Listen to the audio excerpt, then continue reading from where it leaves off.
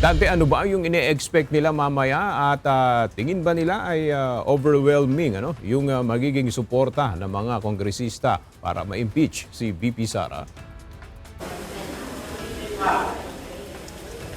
Magandang tanghali aga, batay sa pahayag nga kanina ng ilang mga mambabatas ng Makabayan Bloc at usap-usapan na rin dito sa Kamara ay magiging overwhelming nga ang magiging suporta ng mga mambabatas upang ma-impeach ang Vice Presidente sa pangalawang pagkakataon.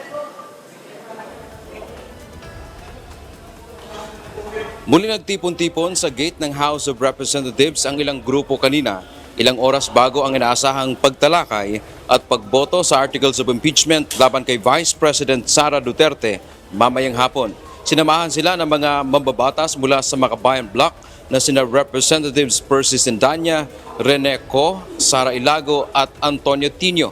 Ayon sa Makabayan Solons, ito na ang tamang panahon para muling ma-impeach ang Vice Presidente.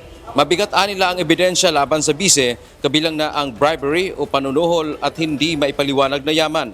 Tiwala ang mga ito na sapat ang bilang ng mga kongresista na susuporta sa impeachment complaint upang maiakyat ito sa Senado.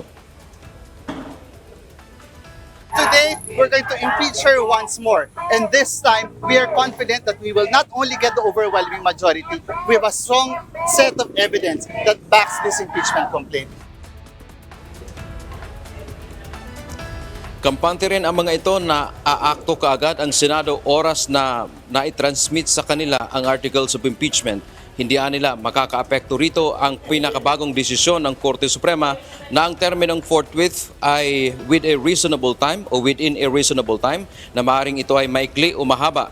Tiwala sila sa sinabi ni Senate President Tito Soto na ang forthwith ay para sa kanya ay bukas o sa kinabukasan. Dalhin na ang Articles of Impeachment sa Senate. Ito ang panawagan natin at ang panawagan ng taong bayan para naman makamit na natin yung pananagutan doon sa nakikita nating kinurakot na pera ng taong bayan.